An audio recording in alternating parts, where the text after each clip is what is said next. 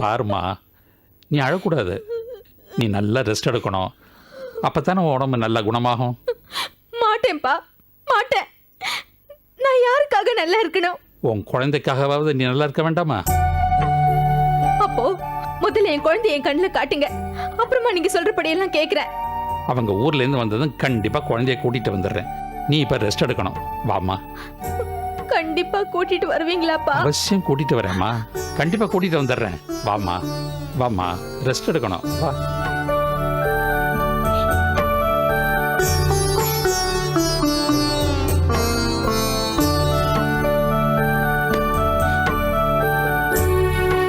படுத்துக்கம்மா, படுத்துக்க.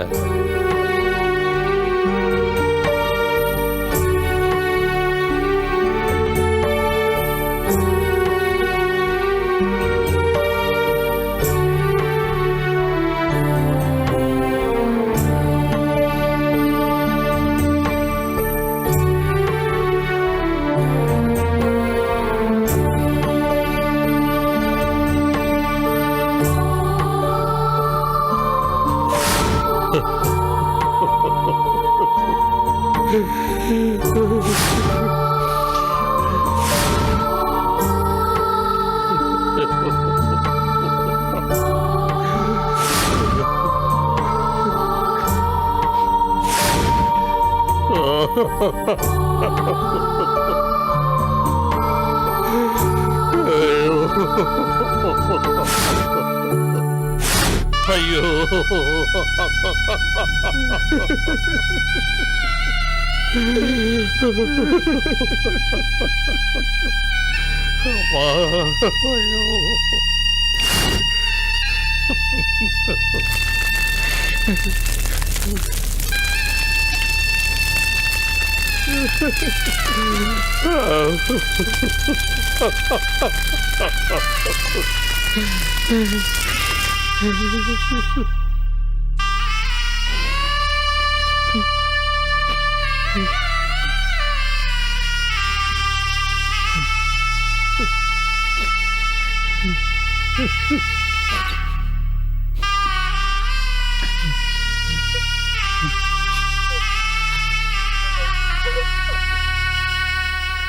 இறந்த குழந்தைய கொடுன்னா நான் எங்கிருந்துமா கொடுப்பேன்?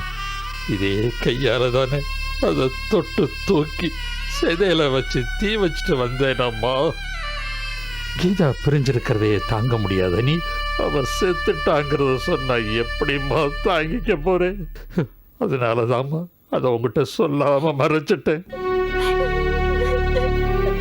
இப்படியே போற வரையிலும் போகட்டும்.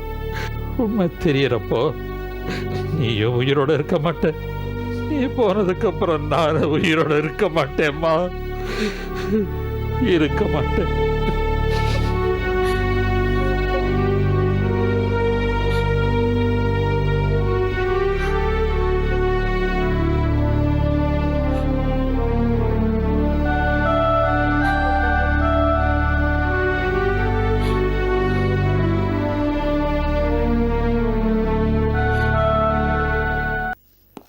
அம்மா, டிஃபன் ரெடியாமா?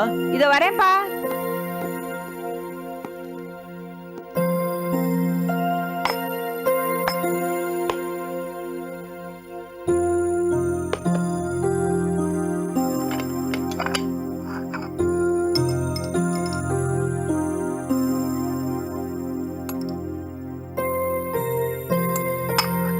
ஏன்பா, இன்னைக்கு தான் காலேஜ் லீவ் ஆச்சே, எங்க இவ்வளவு காலையில கிளம்புற? குரூப் ஸ்டடிமா, அதான் ஃப்ரெண்ட் வீட்டுக்கு போறேன். நல்லா இருக்குப்பா. காலத்துல கல்யாணம் பண்ணி செட்டில் ஆகிறத விட்டுட்டு இப்படி மேலும் மேலும் படிச்சு எதுக்கு எங்களுக்கு மனசுமை அதிகமாக்குற? ஆரம்பிச்சிட்டீங்களா? இன்னும் 6 மாசம் தாமா. படிப்பெல்லாம் முடிச்சுட்டு மொத்தமா உங்க மனச்சுமையை குறைச்சிடுறேன். என்னப்பா சாப்பிட்றியா? இதை பத்தியா? நியூ இயர் ஆஃபர்ல புது வண்டியெல்லாம் விலை கம்மியா போட்டிருக்காங்க. நீ வண்டி வாங்கணும்னு சொன்ன, ஒரு வண்டி ஒன்று வாங்கிட வேண்டி தானே? 3 மாசத்துக்கு முன்னாடி அந்த ஐடியா இருந்தது. அண்ணன் இறந்ததுக்கு அப்புறம் வேற பைக் வாங்க எனக்கு தோணல. அண்ணன் பைக்கே யூஸ் பண்ணலான் இருக்கேன். டெல்லியிலேருந்து அனுப்பிச்சிட்டாங்களாம், 2 நாள்ல வந்துடும். ஏமா, அண்ணி எங்க? சாப்பிட்டாங்களா? அவ கோயிலுக்கு போயிருக்காப்பா, வந்துதான் சாப்பிடுவா.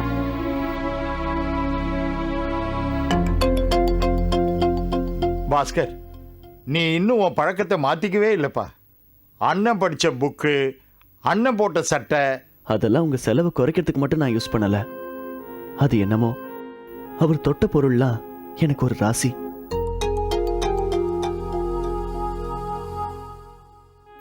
அண்ணன் எப்ப எது வாங்கினாலும் எனக்கும் யூஸ் ஆகுற மாதிரி யோசிச்சு தான் வாங்குவாரு. என்ன வாங்கி என்ன பிரயோஜனம்? எதையும் கடைசி வரைக்கும் அனுபவிக்க அவருக்கு கொடுத்து வைக்கலையே. அவனுக்கு என்ன, போனவன் நிம்மதியா போய் சேர்ந்துட்டான். ஆனா நமக்கு தான் அவன் நின்ன இடம், நடந்த இடம், பேசின வார்த்தை, தொட்ட பொருள்னு இப்படி எதை பார்த்தாலும் அவன் ஞாபகமாவே இருக்கு. நம்மள கூட விடுங்க. மனசு நிறைய கனவுகளை சுமந்துக்கிட்டு 6 மாசமே அண்ணன் கூட வாழ்ந்த அன்னைக்கு எவ்வளவு வேதனையா இருக்கும்.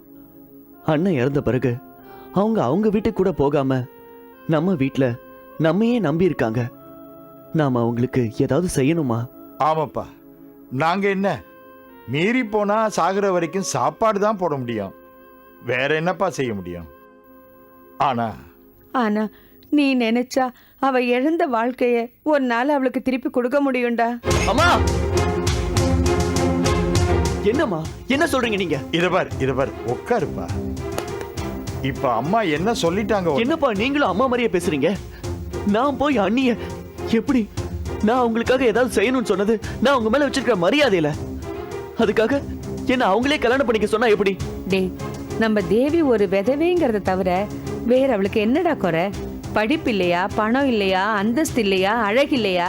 ஏண்டா நீ வேற யாரையாவது மனசுல நினைச்சுக்கிட்டு இருக்கியா? அன்னிக்கிட்ட குறையும் இல்ல, என் மனசுலயும் யாரும் இல்ல. அதுக்காக டே, நீ ஏன் அவளை வேண்டான்னா வேற யாருடா அவளை கல்யாணம் பண்ணிப்பாங்க? உங்க அண்ணனை கட்டின பாவத்துக்காக அவ காலம் முழுக்க இப்படி கண்ணீரோட இருக்க வேண்டியதுதானா?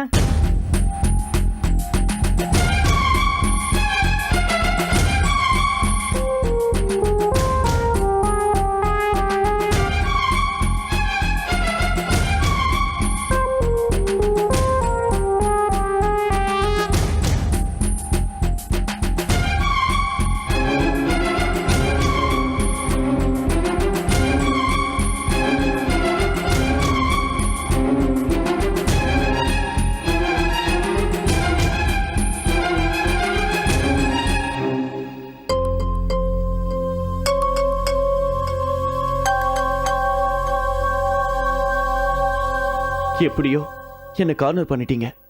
இதுக்கு அண்ணி சம்மதிச்சா எனக்கு ஓகே.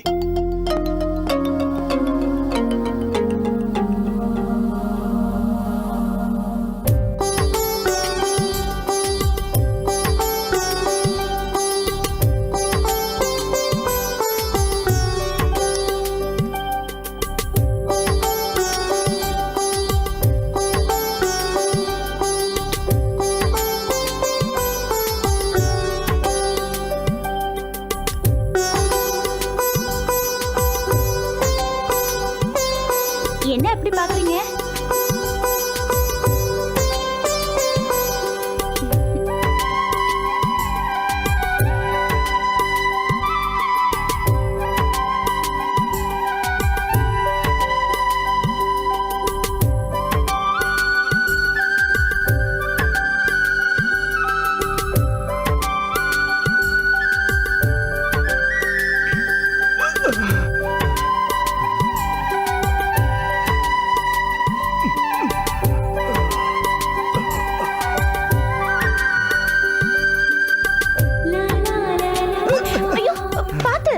ஏயா, உன்னாலதான் நடக்க முடியலையே, ஏன் இப்படி வர? இல்ல, அப்படியே நடந்து பார்க்கலான்னு தான். சொல்லியிருந்தா நான் வந்திருப்பேன்ல.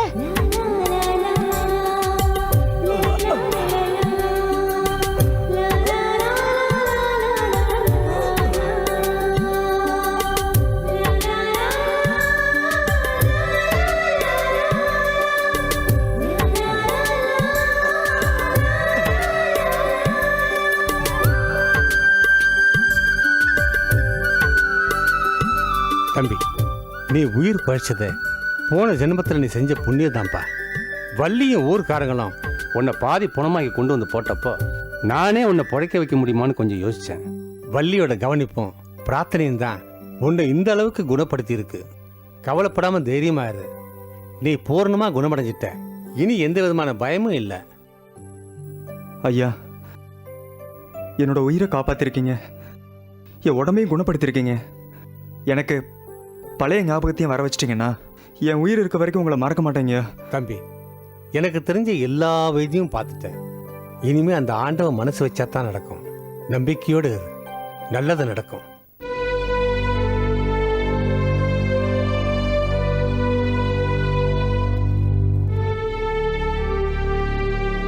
ஏயா, உனக்கு பழைய ஞாபகம்லாம் வந்து இங்க இருந்து போயிட்டா எங்களெல்லாம் மறந்துடுவியா? என்ன வள்ளி இப்படி பேசுற? நீ எனக்கு உசுறு கொடுத்த சாமி. நான் உன்னை மறக்கணும்னா அது நான் செத்தாதான் முடியும்.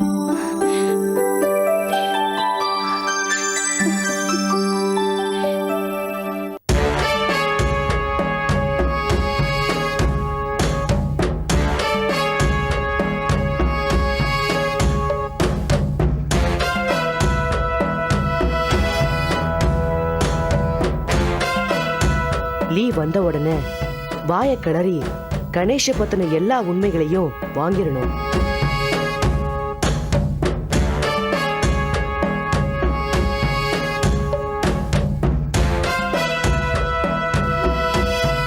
வாங்க குருவே.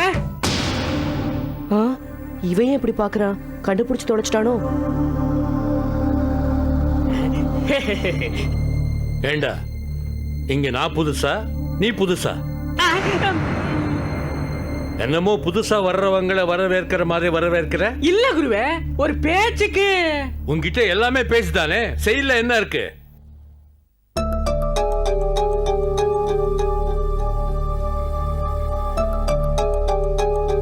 வழக்கமா ஹோமகுண்ட பூஜைக்கு ஏற்பாடு பண்ணும்போது எதையாவது தப்பா பண்ணி திட்டு வாங்குவே. ஆனா இப்போ எல்லாத்தையும் சரியா பண்ணிருக்கிறியே, என்ன விஷயம்? அனுமானங்கள் தவறு செய்யும், அனுபவங்கள் திருத்திக் கொள்ளும். பின்ன என்ன குருவே, எத்தனை நாளைக்கு தான் தப்பு தப்பா பண்ணிட்டு இருக்க முடியும்? அதான் ஒவ்வொன்னா யோசிச்சு எல்லாத்தையும் சரியா பண்ணிருக்கேன். செஞ்ச தப்பை யோசிச்சு பார்த்து அதை திருத்தி செய்யற அளவுக்கு உனக்கு அறிவு கிடையாதுடா மங்கி.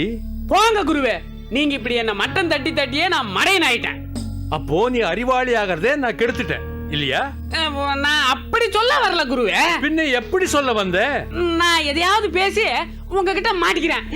நீங்க பூஜை ஆரம்பிங்க குருவே. என்ன இது, மங்கி ஓவரா பம்புறான், நெளியறான், பதுங்குறான், அறிவாளி மாதிரி பேசுறானே.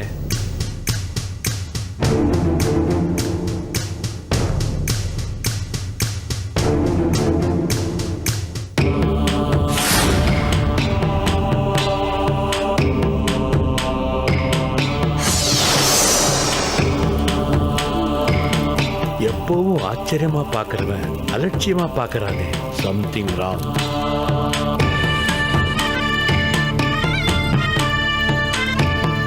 என் விசுவாச தெய்வமே, மங்கியின் மாற்றத்துக்கு என்ன காரணம்? அவனுள் ஒளிந்திருப்பது யார்? என் மனக்கண்ணுக்கு காட்டு.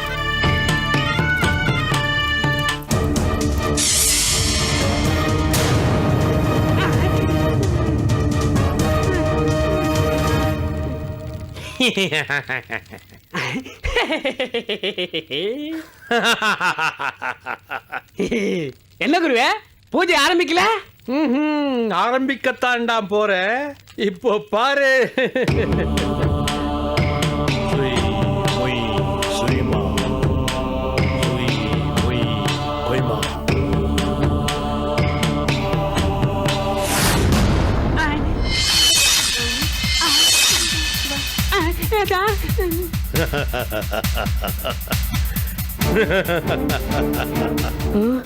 கடங்காரன் கண்டுபிடிச்சிட்டானே.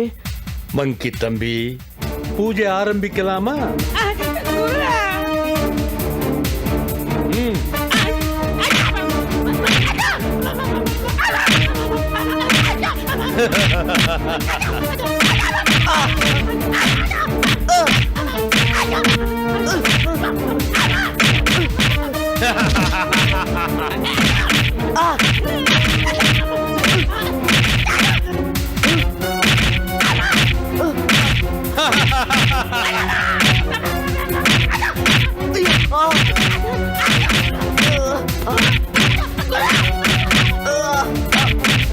என்னடா ஹாஃப் ட்ரவுசரு என் சிஸ்டர் உடம்புல வந்து என்னையே வேவு பாக்குறியா?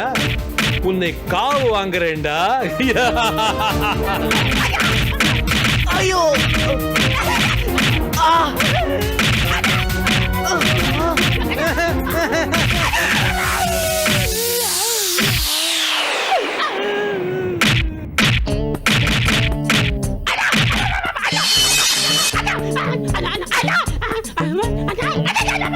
டேய், உன்னை எதுவுமே அடிக்கலடா, ஏந்திரி.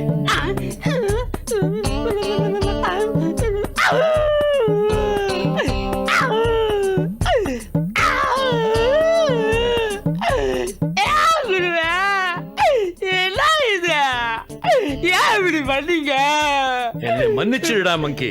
நான் உன்னை அடிக்கல, உனக்குள்ள இருந்த மூசாவை அடிச்சேன். எனக்குள்ள மூசாவா? எனக்குள்ள ஒரு அண்ணியனா? பின்ன என்ன ரெமோவா? சரி சரி, காயங்களை காட்டு, குணப்படுத்தி விடுறேன். எல்லாம் உள்காயம் குருவே, வலி உயிர் போகுது. நல்லதா போச்சு, பூஜை முடியட்டும், அதுக்கப்புறம் கசாயம் வச்சு குடி, எல்லாம் சரியாயிடும். அதை விடுங்க குருவே, எனக்குள்ள மூசா எப்ப வந்தான், எப்படி வந்தா?